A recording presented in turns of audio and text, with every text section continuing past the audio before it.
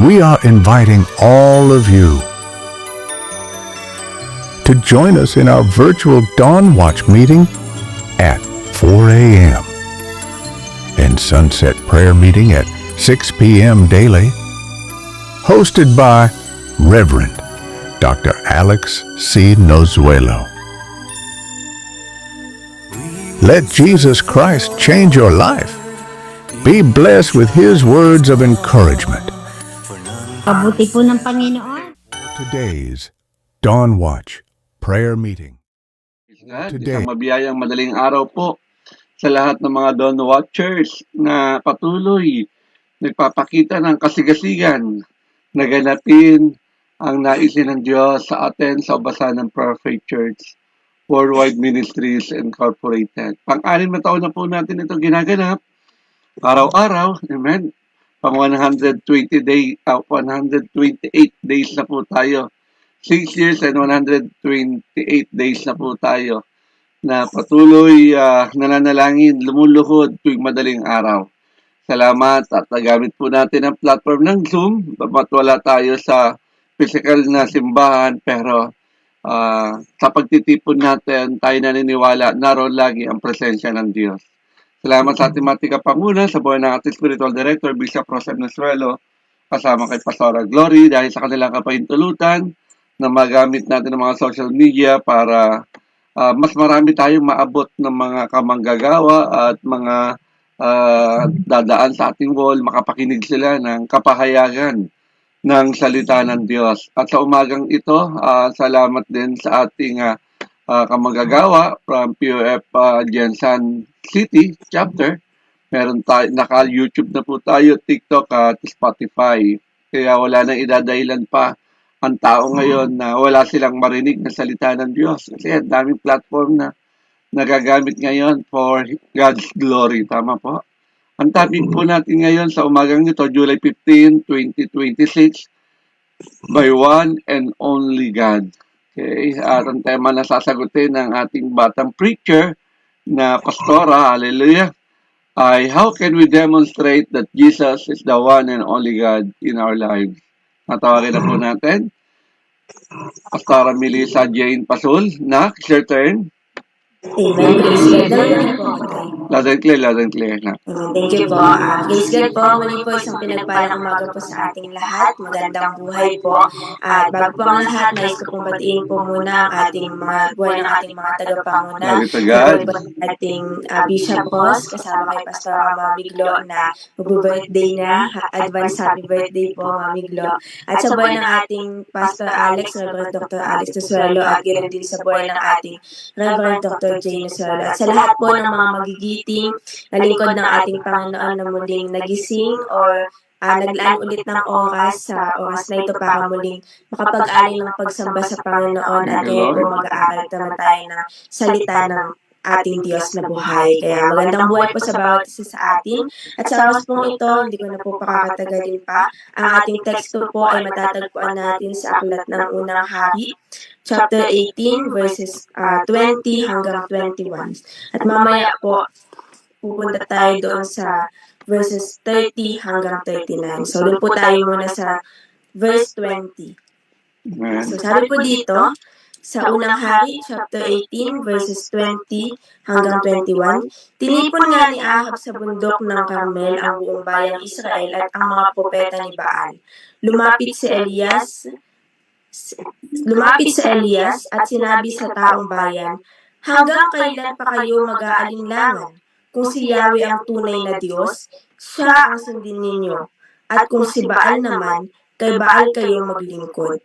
Hindi umimik ang bayan. At dako po tayo doon sa verse 30. Sabi po dito, nagsalita si Elias sa buong bayan, lumapit kayo sa akin. At nagsilapit ang lahat.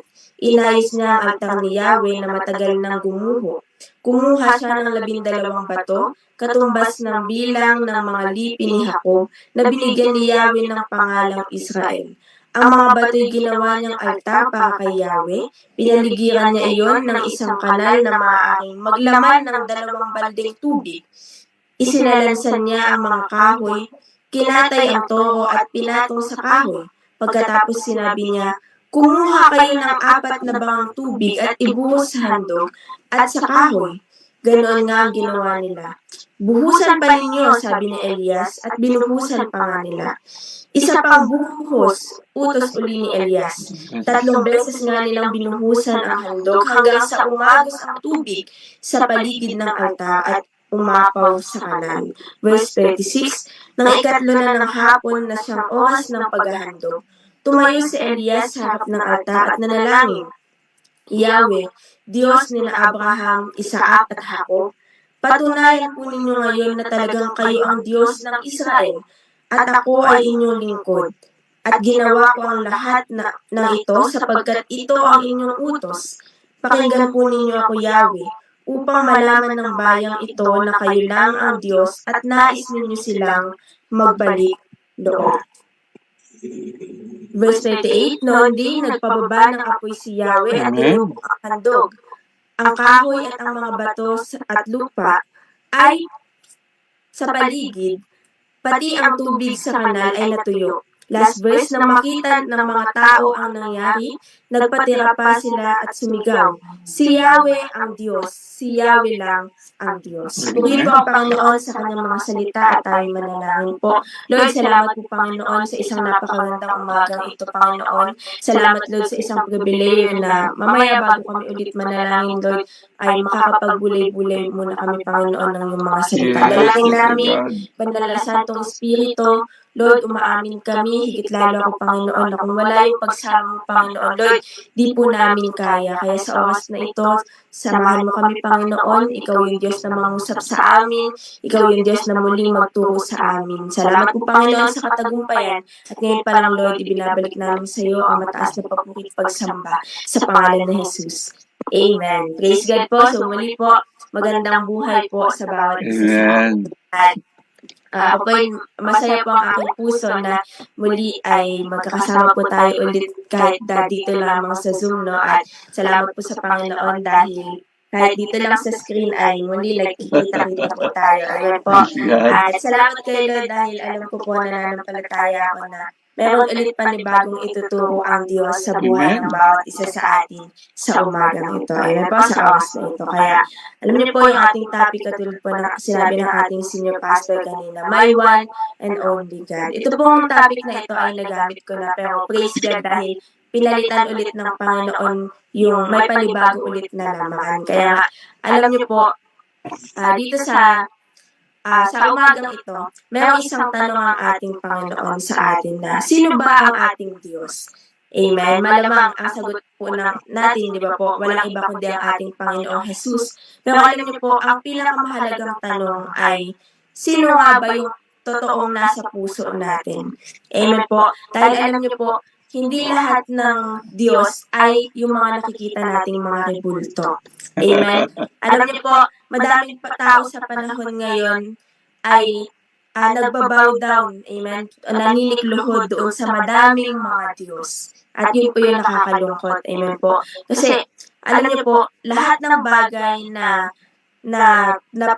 pumapalit sa ating Panginoon, sa ating puso, yun ay maituturing natin na Diyos. Amen, maaaring pera, amen, yung success natin, yung ating relationship, kahit yung ating trabaho, di ba po, social media, amen, yung mga pleasures, lahat po yan ay pwedeng maging Diyos ng isang tao. Amen po. Kaya nga, alam niyo po yung pangyayari dito sa Israel, dito sa ating tekstong binasa. Hindi naman po nila tuluyang tinalikuran ang Panginoon eh. Alam niyo po kung ano yung problema doon sa kanila.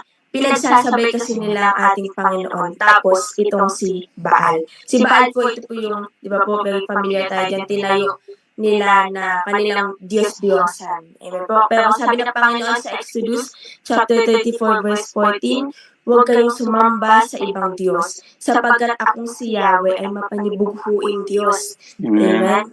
Kaya, alam niyo po, nais ng Panginoon ipaalala ulit sa atin ngayon na wala dapat ibang laman ng ating puso kundi siya lang. Ayaw niya ng may kahati. Amen po. Alam niyo po, madaming tao ngayon, katulad ng mga Israelita, gusto nila yung blessings ng Panginoon eh. Pero at the same time, they are living according to the ways of Baal. Amen po. Kasi kung titignan natin, naranasan po nilang yung mga Israelita, dumaan sila doon sa nahating dagat, di ba po? Naranasan nila yung kapangyarihan ng Panginoon, lahat, mga iba't ibang himala ng Diyos. Inilabas sila sa Egypt. Amen po. Pero sa kabila ng lahat ng mga ipinaranas sa kanila ng Panginoon, alam niyo po yun, nagawa pa din nilang sumamba sa ibang Diyos. Kaya alam niyo po, minsan, madaming tao nakakalungkot at kahit ang mga Kristiyano minsan, di ba po, tayong mga Kristiyano, minsan nagiging ganito din tayo. Sa paanong paraan? Minsan po, every Sunday, di ba, nasa church tayo. Amen po. Pero minsan kung papansinin natin, ano naman yung buhay natin mula Lunes hanggang Sabado. Amen. Minsan nagkakaroon ang madami ng mula Lunes hanggang Sabado ng ibang Diyos, tapos kapag Sunday, nasa church. Amen po, di ba? Nakakalungkot po yung bagay na yun. Pero alam niyo po ngayon dito sa ating teksto, nagpakita, kung titignan natin dito sa unang chapter, kung babasahin natin, di ba po, merong nagngangalang Obadias. Ito yung alipin or tagapamahala doon sa bayan noon na at merong hari na si Haring Ahab. Alam niyo po, dumating yung panahon na itong si Obadias ay siya yung nagligtas doon sa madaming propeta ng Panginoon, sa madaming lingkod ng Diyos, na laban doon kila Haring Ahab. Si Haring Ahab po, alam niyo po, meron siyang asawa, si Jezebel, at siya yung nagpapatay ng mga propeta ng ating Panginoon. Amen. At alam niyo po, babalikan lang po natin ng kaunti, no? Itong si Obadias, nung panahon na nakita niya itong si Elias, yung lingkod ng ating Panginoon, natakot siya kasi, syempre, dumaranas po ng ng taggutom yung bayan ng Israel nung panahong iyon. Tapos nung nakita niya yung lingkod ng Panginoon, natakot siya kasi alam niyo po yun, lahat kasi ng lingkod ng Panginoon, ipinapapatay nung panahon na yun. Dahil nga itong si Jezebel, at saka itong si Haring Ahab. Kaya nung nakita niya si Elias, natakot siya. Tapos sinabi pa ni Elias sa kanya, di ba po, na sabihin mo dun sa hari mo, dun nga kay Haring Ahab na nandito ako, magkikita kami, di ba po. Pero natakot itong si Obadias. Pero still sumunod pa din siya. Kaya alam niyo po, ito yung panahon na nagpakita itong si Elias doon sa kay Haring Ahab. Kaya nga po, alam niyo po, dito sa tagpong ito, dun sa ating point 1, di ba po? Pero doon muna tayo sa ating tema. Yung tema po natin, how can we demonstrate that Jesus is the one and only God in our life? Alam niyo po doon sa ating point 1, ito po ay by obeying His word faithfully. At ito po ay matatagpuan din sa verse 18. So ito po yung panahon na nagkita itong si Elias at saka si Haring Ahab. Alam niyo po ang sabi ni Elias kay Haring Ahab, hindi ako ang nanggugulo sa Israel, kundi kayo at ang angkan ninyo ng inyong ama, sapagkat sinuway ninyo ang mga utos ni Yahweh, at ang pinaglilingkuran ninyo ay ang mga imahen ni Baal. Kaya po yung point 1 natin, by obeying His word faithfully. Alam niyo po, kung papansinin natin dito, sabi kasi ni Haring Ahab kay Elias, siya daw yung nanggugulo dun sa bayang Israel. Pero alam niyo po, itong si Elias sumagot siya. Sabi niya, hindi ako kundi kayo at ang inyong ama. Alam niyo po, hindi nagpaligoy-ligoy si Elias. Sinabi niya kaagad kung ano yung problema. Amen po, kung sino yung problema. At ano ba yung problema ng panahon na yun? Sumasamba sila doon sa Diyos-Diyosan. Amen po. Kaya nga, itong si Elias, pwede naman niyang sabihin nung panahon na nakita sila ni Haring Ahab, pwede naman siyang magpaligoy-ligoy, po. Pero hindi sinagot niya agad kung ano yung problema doon sa bayan ng ating Panginoon. Kaya po, alam niyo po kung papansinin natin, nung panahong ito, Israel abandoned God's word. Amen po. Hindi naman po yung tagtuyot yung pinaka-main problem ng panahon na ito. Kasi di ba po, dahil nga nagkasala na ang mga Israelita, dahil sumasamba sila dun kay Baal, alam niyo po yun, hindi pinaulan ng Panginoon nung panahon ito. Kaya nga nagkaroon ng tagtuyot, taggutom. Kaya alam niyo po, hindi naman yung tagtuyot yung pinaka-problema ng panahon ito, kundi yung pagsuway. Amen, ng mga Israelita. Kaya nga alam niyo po, pag ang isang tao iniwan niya o tinalikuran niya ang salita ng Panginoon, parang iniwan na din niya ang Diyos. Amen po. Because God's word reveals God's heart. Amen po. Kaya nga, ngayon alam niyo po, madaming Kristiyano, nakakalungkot, gusto natin ng madaming pagpapala, pero hinihindian natin yung salita ng Panginoon. Amen po. Kaya nga po, katulad ng mga Israelita, gusto nila yung pangako ng Diyos sa kanila pero ayaw nila yung prinsipyo ng Panginoon. Amen. Sa paanong paraan? Kasi sumasamba pa din sila doon sa Diyos-Diyosan. Na para bang gusto nila ng langit, pero ayaw nila ng holiness. Amen po. Pero sabi nga ng ating Panginoon, John chapter 14, verse 15, if you love me, then keep my commandments. Amen po. Kaya alam niyo po, ang pag-ibig, love is proven by obedience. Kung talagang mahal natin ang Panginoon din, susundin natin ang kanyang mga utos. Amen po, ang kanyang mga tuntunin. Kaya nga po, hindi sapat yung sinasabi po natin na, Lord, mahal kita. Amen. Pero ang pinakatanong dito is, sinusunod ba natin ang Panginoon? Amen po. Kaya nga po, di ba, dun sa 1 Samuel chapter 15, kung titignan natin dito sa chapter na ito yung panahon na yung pagpuksa sa mga Amalek at ang pagsuway ni Saul. Amen. Naalala niyo po ba yun? Di ba? Ang utos ng Panginoon, patayin lahat. Pero itong si Saul, di ba, nagtira siya ng pinakamagandang hayop. Amen. Kaya nga dito nanggaling yung partial obedience is not obedience at all. Kasi ang utos ng Panginoon, di ba po nung panahon na, kumbaga, walang ititira. Amen. Ihayop. Pero itong si Saul, nakita niya yung magandang hayop. Pero kung babasahin po natin yan, di ba? Kung babasahin natin yung buong chapter na, tinanong siya ni Samuel, itong si Saul, na kung bakit siya nagtira, ito yung utos ng Panginoon. Pero alam niyo po, kung makikita natin doon, isa sa mga dinahilan ni Saul, gusto daw niyang ihandog yun sa Panginoon kasi nga, yun ay magandang hayop. Pero alam niyo po yun ang may utos ang Panginoon Kapag si Lord po kasi, alam niyo po, kapag nagsabi siya, yun na yun. Amen, hindi na babali. Amen po. Kaya nga, doon nagmula yung sinabi ng Panginoon na, di ba po, to obey is better than sacrifice. Amen po. Alam niyo po, madaming tao ngayon ganyan at nakakalungkot dahil sinasabi natin na, Lord, sige na po, opo, susundin kita. I give you my worship but not my finances. Amen. Minsan may mga ganun po, di ba po, na, Lord, I give you my ministry but not my secret sins. Amen. May mga panahon na ganyan yung nagiging prinsipyo ng madaming tao. Pero alam niyo po, God is not looking for partial obedience, mga kapatid ko kay Lord. He wants complete and faithfully surrender. Amen po. Kaya nga po, alam niyo po, yung ating point 1, di ba po? By obeying His word faithfully. Alam niyo po, pag sinabi natin faithfully, it has heart. Amen. Merong puso. Amen. Kaya nga sabi po, di ba, sa James chapter 1 verse 22, be doers of the word and not hearers only. Amen po.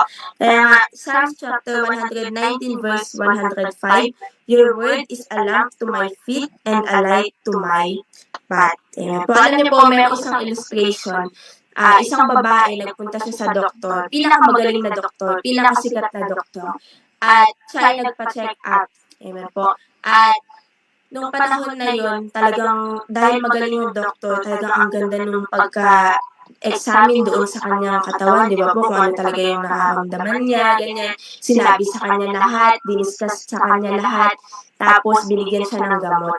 At alam niyo po yung babaeng yun, pagka uwi niya ng bahay nila ay pinagsasabi nga doon sa mga kakilala niya, nirecommend pa niya yung doktor na magaling nga, ganyan, ang galing magsalita, mag-discuss ng kung ano yung totoong nararamdaman sa ng isang tao, di ba po, kapag may sakit. Pero alam niyo po, hindi niya ininom yung gamot. Amen. Pero ano po yung nais ituro ng Panginoon na parang ganun din po doon sa ating mga Bible. Amen. Doon sa salita ng Panginoon. Minsan, dumadating tayo sa point, diba po, nag-highlight tayo ng mga verses, amen po, nagpo-post pa tayo sa sa Facebook, ganyan, sa iba't ibang mga platforms ng social media, di ba po? Pero hindi naman natin ginagawa, hindi naman natin isinasa pamuhay. So ano po yung nais ituro ng Panginoon na, alam niyo po, kahit na memorize natin ang madaming mga scripture dito sa Bible, but if we never obey God's word, our life will not be transformed. Amen?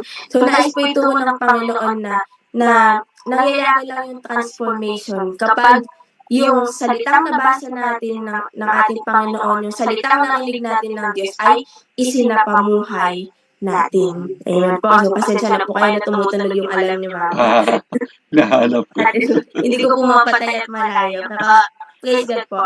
Alam niyo po, ano yung ang tanong ng ating Panginoon sa atin ngayon na sinusunod ba natin siya kapag gusto lang niya yung inutos? Kapag gusto lang natin yung inuutos niya. Amen po. Pinapakinggan lang ba natin yung salita ng Panginoon kapag naaayon doon sa gusto natin? Amen po. Kaya alam niyo po, delayed obedience is still disobedience. Alam niyo po, tinuruan ako ng Panginoon talaga sa bagay na yan. Kaya, alam niyo po, dito sa mga preaching natin, alam niyo po yun na una tayong tinuturuan ng Diyos Amen po, bago natin maituro, amen po, sa pulpito, kaya sa ganitong mga pagkakataon. Kaya alam niyo po, hindi lang tayo basta tinatanong ng Diyos na, anak, sinusunod mo ba ako? Amen. Ang tanong ng ating Panginoon, sinusunod ba natin siya ng buong puso? Amen po. Because it is possible to obey while still having a divided heart. Amen po. Hindi natin imposible ang pagsunod kapag yung ating puso ay hati. Amen po. Kaya alam niyo po ang gusto ng Panginoon 100%. Amen po. Kaya doon papasok yung ating point 2. So yung tema po natin ay how can we demonstrate that Jesus is the one and only God in our life? Pangalawa po, by choosing Him wholeheartedly. At yun naman po ay matatagpuan natin doon sa verse 21. Babasahin lamang po natin, verse 21. Lumapit si Elias at sinabi sa taong bayan, hanggang kailan pa kayo mag-aalinlangan? Kung si Yahweh ang tunay na Diyos, siya ang sundin ninyo. At kung si Baal naman, kay Baal kayo maglingkod. Alam niyo po, point natin by choosing Him wholeheartedly. Yung tanong po ni Elias dito na hanggang kailan kayo mag-aalinlangan? Amen po. Nakakatuwa kasi hindi na siya nagtanong na naniniwala ba kayo sa Diyos? Hindi niya na tinanong yun doon sa mga Israelita o doon sa mga taong nandoon, kundi hanggang kailan kayo mag-aalinlangan. Kasi alam niyo po, yung mga Israelita, naranasan na nila yung kapangyarihan ng Panginoon Amen. Yung mga iba't ibang himala ng Diyos sa kanilang buhay. Pero sa kabila ng yun, nagawa pa din nilang sumamba kay Baal. Kaya alam niyo po, yung tanong ni Elias na yun, kumbaga, yung commitment, amen, yun yung tinatanong niya doon sa mga Israelita, yung commitment. Kasi kung titignan natin, yung mga Israelita, gusto nila ng protection ng ating Panginoon Pero yung pleasure na nakukuha nila doon kay Baal, amen, talagang ginagawa pa din nila, sinasamba pa din nila itong si Baal. Kaya nga alam niyo po, kung papansinin natin yung mga Israelita, sinusunod nila ang Diyos kapag convenient. Amen. Pero pag beneficial, sinusunod din nila itong si Baal. Kaya nga, they had a divided heart. Amen. Hati yung kanilang puso. Kaya nga, si Elijah, sabi niya po, diba, hanggang kailan kayo mag-aalinlangan. Alam niyo po, yung tanong na yan ni Elijah, tanong din po ng ating Panginoon sa mga oras na ito sa ating buhay. Amen na madaming Kristiyano po sa panahon ngayon na, alam niyo po yun, divided pa din yung puso pagdating sa paglilingkod sa Panginoon. Amen po. Parang they worship on Sunday. Amen. Nag-worship kapag Sunday. Pero kapag weekdays naman, puro makamundo. Amen po. Yun po yung nakakalungkot sa bagay na they call Jesus Lord but never seek God before making decision. Alam niyo po, mga kapatid ko kay Lord, si Lord hindi siya nakatingin doon sa mga tao na tuwing weekend lang Kristiyano. Amen. Kasi alam niyo po, yan yung isa sa devotion po namin nung Saturday doon sa music team po, bago po kami nag-practice na nakatingin ang Panginoon doon sa buong puso siyang paglilingkuran. Amen. Hindi lang tuwing Sabado o tuwing Linggo. He is looking for fully devoted followers. Amen po. Kaya nga, bakit gusto ni Lord ng wholeheartedly? Amen. Pwede namang Lord, 70%, then 30%, pwede namang ganun naman po, di ba? 70-30 na lang. Pero, alam niyo po, hindi nais ng Panginoon ng ganun. Gusto niya 100%. Amen. Completely. Kaya nga sabi po ng Panginoon doon sa Luke chapter 9 verse 23, whoever wants to be my disciple must deny themselves, take up their cross daily, and follow me. Alam niyo po, bakit gusto ng Panginoon ng 100%? Kasi alam ng Panginoon na kapag hati ang ating puso, madaling manakaw. Amen. Madaling malinlang. Kaya nga alam niyo po, Christianity, hindi lang naman ito patungkol doon sa, it's not all about adding Jesus in our life. Amen po. But making Jesus the center of our life. Amen po. Kaya nga alam niyo po, even if God doesn't answer the way we want, He is still our God. Kahit sa mga panahon na, alam niyo po yun na, meron tayong mga panalangin, tapos hindi na ayon doon kung ano yung sagot ng Panginoon. Dapat po, manatili pa din tayo sa ating Diyos na buhay. Amen po. Kasi nga alam niyo po, ang ating Panginoon, tapat siya sa kanyang mga pangako. Amen. At wala siyang ibang hangad kundi ang mapabuti tayong mga anak at lingkod niya. Amen po. Dahil ano ang nais ng Panginoon? Amen. Ang mapabuti tayo sa kanyang harapan. Amen po. Matthew chapter 6 verse 24, no one can serve two masters. Amen po. Deuteronomy chapter 6 verse 5, love the Lord your God with all your heart, all your soul, and all your strength. Bakit puro all? Amen po. Ilang beses nabanggit yung all. Kasi ayaw ng Panginoon ng half-heartedly. Amen po. Kaya nga, alam niyo po, kung ang ating Panginoon, di ba po, ibinigay niya ang ating amang nasa langit, ibinigay niya yung kanyang kaisa-isang anak para sa atin. Then sino po tayo, di ba po, para, alam niyo po, hindi naman nanghihingi ang Diyos ng kapalit, pero ang tanong lang ay sino tayo para hindi ibigay ang lahat para sa Diyos. Amen po. Kaya nga po, alam niyo po, ang ating Panginoon, katulad nga dito sa buhay ni Elias. Diba po, kung titignan natin nung panahon na, dahil nga, ito yung tagpo, di ba po, na maghahandog sila. Yung mga propeta ni Baal at saka itong nag-iisang propeta ng Panginoon na si Elias. Kung titignan natin si Elias, iisa niya lang po eh. Pero yung propeta ni Baal, kung titignan natin dito sa ating text, di ba po, mahigit 450 at meron pang 400 na propeta ni Asherah. So, napakadami nila at sa harapan ng mga Israelita. Kung papansinin natin, iisa lang ni Elias that time. Pero alam niyo po, minsan ganun din kapag pinili natin ang Panginoon, humakbang doon sa naisin ng Diyos sa buhay natin, minsan darating talaga sa panahon na parang iisa na lang natin. Alam niyo po yun, mararamdaman natin yung loneliness. Pero katulad ni Elias, kahit nag-iisa lang niya na propeta ng ating Panginoon, nanindigan siya. Amen po. Nandoon yung kanyang confident, amen, na ipaparanas ng Panginoon yung kapangyarihan sa kanyang buhay. Amen, na magpapababa ang Panginoon ng apoy doon sa kanyang handog. Kaya kung titignan natin, di ba po, dun sa verse 27, hinamak niya yung mga propeta ni Baal. Amen, sabi niya, baka naman may ginagawa pang iba yung inyong Diyos. Amen, o baka natutulog, baka nasa palikuran pa. Hinamak niya yung mga propeta ni Baal. Amen. Pero salamat sa Panginoon dahil itong si Elias, ipinakita ng Panginoon, pinerform ng Diyos yung kanyang kapangyarihan, yung kanyang himala doon sa handog ni Elias. Kaya po doon papasok yung ating point 3. Ng ating teksto po, paano natin maipapakita na wala tayong ibang Diyos kundi ang ating Panginoong Jesus lang by trusting His power completely.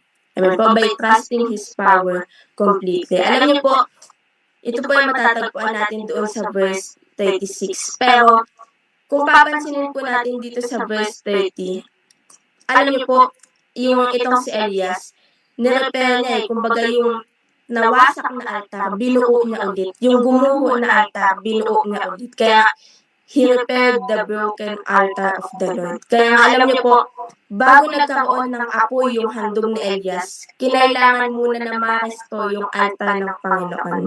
Amen? Inayos niya kung papansinin natin, di ba po, kumbaga, yung 12 bato, di ba po, inayos niya. At yun ay nagsisimbolo dun sa lipi, di ba, nila Jacob. Amen? Kaya nga kung titignan natin ang ating Panginoon, talagang concern siya. Amen. Yung altar po na sinasabi dito, ito po yung ating relasyon natin sa ating Panginoon, sa atin bilang mga lingkod ng Diyos. Ito yung relasyon natin sa ating Diyos na buhay. Ang ating Panginoon, concern po siya doon sa ating puso. Amen. Kasi di ba po, madaming tao ngayon, gusto nila ng kapangyarihan ng ating Panginoon, pero hindi nila ina-acknowledge yung presensya ng Diyos. Kaya nga po, ano yung nais ituro sa atin dito na before God works publicly, He often works privately in our heart. Amen po. Kaya nga, di ba po si Elias, katulad ng sinabi natin kanina, kumuha siya ng 12 bato na nire-represent yung lipi ni Jacob. Kahit na nagkagulo ang Israel, di ba po kung titignan natin, kahit na sumamba sila kay Baal, God is still desired to restore His people. Kaya nga ito po, nire-remind tayo dito sa tagpong ito na God is not only interested in sending fire, amen, doon sa pagbaba ng apoy, doon sa handog nitong si Elias. Amen po, He is interested in restoring hearts. Amen. Nais ng Panginoon na ma-restore yung puso ng mga Israelita, manumbalik sila sa presensya ng ating Panginoon. Kaya nga po kung titignan natin, di ba, itong si Elias, binuhusan pa nga niya ng tubig. Halos, kung di po nagkakamali, 3 beses. Binuhusan niya ng 3 beses yung handog. Di ba po? At kung sa mata ng tao, kapag po babasa ang isang bagay, mag-aapoy po ba ito? Di ba po? Liliyab po ba ito ng mag-aapoy ba ito? Di ba? Hindi. Kaya nga itong si Elias, binuhusan niya ng ilang beses. Bakit? Kasi gusto niya na kapag ibinaba ng Panginoon, di ba po, yung apoy, walang ibang mapuntahan yung glory, kundi tanging sa Diyos lang. Kasi ang Diyos lang ang makakagawa ng bagay na iyon. Amen po. Kaya alam niyo po, minsan inaalaw ng Panginoon sa buhay natin yung mga imposibleng bagay. Amen po. Yung bang tipong parang wala ng pag-asa. Bakit? Kasi parang hindi sabihin ng mga tao sa paligid natin na ay, swerte lang na yan. Amen po. Ay, tsamba lang na yan. Para hindi tayo magkaroon ng proud heart, mga kapatid ko kayo. Kaya alam niyo po, panghuli na lang po, bilang testimony ko po nung panahon na ipinasa po tayo ng Panginoon doon sa battery exam po namin. Alam niyo po, nung time na nag-pray po kami, talagang medyo na kinakabahan talaga ako. Alam niyo po yun, natatakot ako. Kasi nga, ako yung nag-lead ng prayer. Tapos, Lord, baka ako pa yung bumagsak. Yun po yung iniisip ko ng panahon na yun. Pinapasok ng kaaway sa isip ko. Pero alam niyo po, nung nag-exam kami, lalo akong kinabahan, lalo po akong nanghina. Kahit na ipinapakita ko sa kanila, nagbibigay ako ng mga words of encouragement. Alam niyo po, ipapasa tayo ni Lord kasi nag-pray tayo bago mag-start, gano'n. Sabi ko po doon sa mga kaklase ko. Pero alam niyo po, nung nag-exam na kami, grabe talaga yung kaba ko. Pero alam niyo po, isa lang yung bagay na itinuro sa akin ng Panginoon doon. Nung nakita ko po yung result, pa-suspense pa po si Lord eh. Nakita ko na pumasa na po ako. Pero alam niyo po, nandun sa, yung sinend po ng sir namin, nandun sa, yung file na sinend niya, nandun sa pinakahuli yung pangalan ko. Eh sabi ko, Lord, thank you kasi pinasa mo ko kahit na nasa hulihan, gano'n. Pero alam niyo po, pa-suspense talaga si Lord. Nung in-scroll ko yung sinend sa amin na screenshot, dahil nandoon sa file po yung mga pangalan namin. Ang dami pa palang mga sumunod sa akin. Kaya alam niyo po yun na, Lord, akala ko ako na yung huli.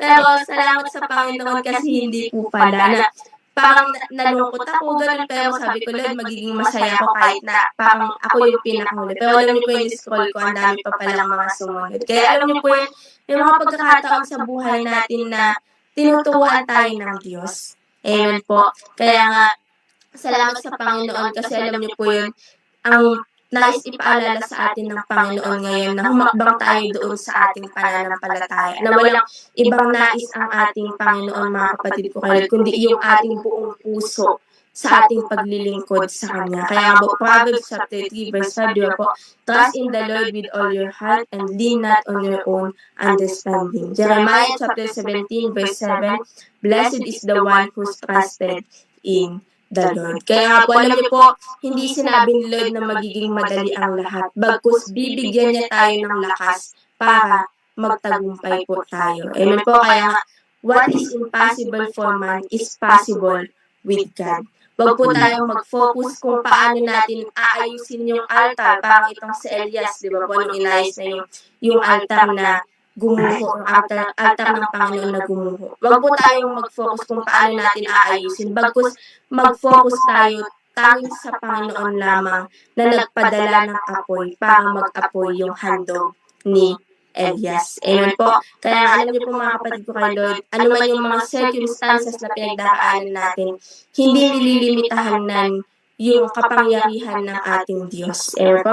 Panghuli na lang po, meron nga pong isang kanta si Pastor Joey Crisostomo po. Ayun ko po kung napakinggan niyo na. Di ba po yung makamtan ko man lahat ng yaman sa mundo, matupad ko man pangarap at mithin ang puso ko, kung ako'y manlalamig sa'yo at malalayo ng gusto, ay bigo pa rin, may hukag pa rin ang puso ko. Amen po na dito itinuturo sa atin ng Panginoon na ano man yung yaman ng mundo, makamit man natin yan lahat.